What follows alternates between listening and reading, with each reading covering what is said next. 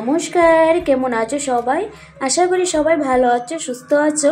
আমরাও বেশ ভালো আছি। আমি মিনতিস লাইফস্টাইলে আবার একটি নতুন ব্লগে সবাইকে স্বাগত জানাই। আই হোপ আজকের ব্লগটি তোমাদের খুব ভালো লাগবে, তো পাশে থেকে কন্টিনিউ করার অনুরোধ রইল। তো চলো, সকালবেলা উঠে গেছি, আর উঠেই জানো তো এই ব্রাশ করতে করতে না আমার বেলকুনি, তারপর এই যে জানালার পাশে গাছগুলি আছে সেগুলি না একটু দেখছিলাম। আর জানো, সকালবেলা যখন এই প্রকৃতির মাঝে এই আমার ছোট ছোট গাছগুলি দেখি ঘরের মাঝে, খুব ভালো লাগে। তো চলো, এদিকে আমিও ফ্রেশ হয়ে চলে আসলাম, আর এদিকে প্রত্যেক দিনের মতো একটু স্কিন কেয়ার করে নেব। তো জানো, ছেলেও সকালবেলা উঠে গেছে, আর আজকে তো রবিবার, তার জন্য একটুখানি দেরি করে উঠেছি। চারিপাশে কিন্তু বেশ রুদ্র উঠে গেছে, তো ঠান্ডা তো লাগছে, তো তারপরও ভালো লাগছে, রুদ্র উঠে গেছে। আর এখন যেহেতু ছেলের স্কুলও নেই, আর আজ রবিবার, তাই ঠান্ডার মধ্যে একটু আসতে দেরি কাজগুলি আজকে শুরু করব। তো এদিকে ছেলেরও স্কুল বন্ধ, 25 তারিখ থেকে 4 তারিখ অবধি বন্ধ থাকবে। তো যাই হোক, আমারও এতটা স্কুল থাকলে তো একটা আলাদা তাড়াহুড়া থাকে, সকালের কাজকর্মগুলি তোমাদের সঙ্গে শেয়ার করতে একদম ঝামেলা হয়ে যায়। তো যাই হোক, তো ছেলেও সকালবেলা উঠে গেছে, আর ওকে এখন শীতের ড্রেসগুলি পরিয়ে দেব। তো ওইদিকে আমি চলে আসলাম রান্নাঘরের দিকে। আর এই যে দেখো, তোমরা দেখতে পাচ্ছ এই যে ইলেকট্রিক ওভেনটা এনেছি। তো এখানে তো মাঝে মধ্যে গরম জল করার জন্যই সত্যি এনেছি। আর এত ঠান্ডা লাগে, আমার মা গরম জল ছাড়া তো একদমই আমি তো জাস্ট স্নান টান করিনি অনেক সময় ঠান্ডা জল দিয়ে। তো এদিকে গরম জলটা লাগে, কারণ এতটা ঠান্ডা মা তো একদমই ঠান্ডা সহ্য করতে পারে না, কারণ বয়স হয়েছে। আর দিকে ছেলের জন্য গরম জল তো লাগে সবসময়। তো গ্যাসে যখন গরম জল করতাম, গ্যাসটা তাড়াতাড়ি পুড়িয়ে যায়। তো এদিকে তাই ভাবলাম যে ইলেকট্রিক ওভেনটা খুবই দরকার লাগছিল, তাই নিয়ে আসলাম। আর এদিকে জানো তো, অনেক দিনই ধরে ভাবছিলাম যে এই দিকটায় তো রেখেছি ঠিক আছে, কিন্তু দেখতে না এত বাজে লাগছিল। তো আমার ইচ্ছে ছিল যে যেদিন ধরবো সুন্দরভাবে এই জায়গাটাকে গুছিয়ে নেব। তো আজকে দেখো, ওয়ালপেপারটাও লাগিয়ে দিলাম, আর একটু সুন্দরভাবে গুছিয়ে নিলাম। অ্যাকচুয়ালি কি জানো তো, দেখবে ঘরের যদি সুন্দরভাবে পরিপাটি না থাকে, দেখতে যেন খুবই একটা খারাপ লাগে দেখতে। তো যদিও আমার ঘরটা সত্যি তোমরা জানো আমি নিজের ঘর নয়, তারপরও এই যে ওয়ালগুলি বলো, তো খুবই আঁকাঝোঁকা বাচ্চা। আমার আগেও কেউ একটা ফ্যামিলি ছিল, তো আমারও বাচ্চা, তারা তো ড্রয়িং করতে গেলে দেখবে এইদিকে সেদিকে আঁকাঝুঁকি করবেই, কতটা তুমি দেখে রাখবে, ওদের দুষ্টামি ওরা করতেই থাকে। তো এদিকে ওয়ালগুলিও একটু একটু করে মেরামতো করছি, কারণ ভিডিও করতে গেলে দেখবে তখন আরও বেশি বিশ্রী লাগে। তো যাই হোক, এদিকে তো টিভি দেখছিল, কারণ ঘুম থেকে উঠলেও একটা দেখবে ওদের মাইন্ড অফ থাকে বাচ্চাদের। তো আমি টিভিটা অন করে দিয়ে বাকি কাজগুলি সেরে দিয়েছি।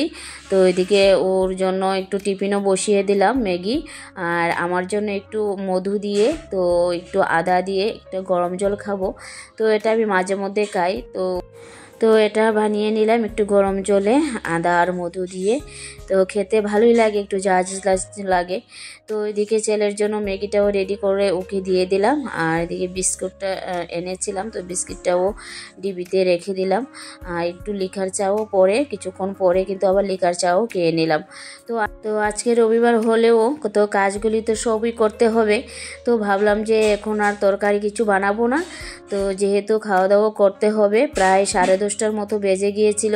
তো তাই তাড়াহুড়ো করে চলে আসলাম। বেগুন ছিল ঘরে, বেগুনটাকে পুড়িয়ে তো গরম ভাতের সঙ্গে একটু মাখা করব। তো খেতে কিন্তু আমার ভীষণ ভালো লাগে। তো এরকম গরম ভাতের সঙ্গে কোনো কিছু একটা এরকম যদি মাখা হয়, তো বেগুন মাখা বলো বা আলু সিদ্ধ দিয়ে অনেক সময় মাখা করলে, তো খেতে কিন্তু সকাল সকাল খাবারটা কিন্তু খাওয়া যায়।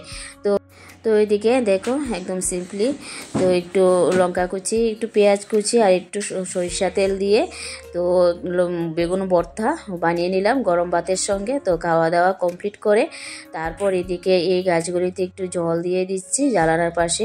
তো সকাল থেকে প্রচণ্ড রৌদ্র পড়ছিল, তো জল টল দেওয়া হয়নি।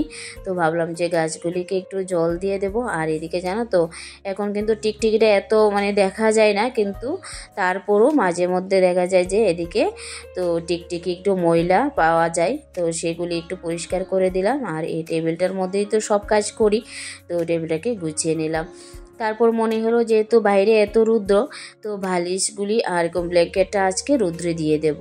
তো এদিকে ছাদে চলে গেলাম, তো ছেলেও আমার সঙ্গে চলে আসলো ছাদে। আর এদিকে ছাদে সেগুলি দিয়ে তো রুদ্র ভীষণভাবে উঠেছে। তো এদিকে ছাদে দিয়ে দিলাম আমার ব্ল্যাঙ্কেটটা আর বালিশটা। তারপর গড়ে এসে আবার বাকি কাজ। তো আজকে রান্না বান্নাই করব। এই যে তো শাকগুলি আমার ছোটো ভাই এনে দিয়েছিল আমাদের বাড়ি থেকে। তো ও এসেছিল এদিকে, তো আসার সময় এই শাকগুলি নিয়ে এসেছিল। একদিন তো খাওয়া হয়ে গেছে, তো আগের দিন এনেছিল আর বাকিগুলি ছিল। তো বাকিগুলি এখন আমি সুন্দরভাবে এগুলি ছাড়িয়ে নেব। তো তো অ্যাকচুয়ালি জানো তো মাটি থাকে, তো তার জন্য আমি শিকড়টা ছাড়িয়ে পাতাগুলিকে একটু জলে ভিজিয়ে তারপর চলে আসলাম এই কাজটা করতে। তো বেডরুমটাকে একটু গুছিয়ে নেব। আর যেহেতু এই বেডরুমে এখন শোয়াই হচ্ছে না সত্যি কথা বলতে, তো এতটা অগোছানো থাকে না। তো যেহেতু আমি সব ব্ল্যাঙ্কেটগুলি উপরে ব্ল্যাঙ্কেটটা দিয়ে দিয়েছি আর এদিকের ব্ল্যাঙ্কেটটা আজকে রুদ্রে দেওয়া হয়নি, তো এই পাশটাও সুন্দরভাবে গুছিয়ে নিলাম। কারণ ছেলে তো এদিকেই সারাক্ষণ থাকে, তো টিভি দেখবে, পড়াশোনার সময় পড়াশোনা। তো যাই হোক, তো আমিও সব ঘরটাকে ভালোভাবে গুছিয়ে নিয়েছি।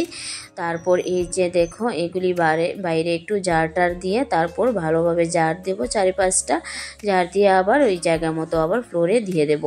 আর এই রুমটাতে জানো তো খুবই ঠান্ডা, মানে জানি না দুটো রুমের মধ্যে এই রুমে যে কেন এত ঠান্ডা পড়ছে।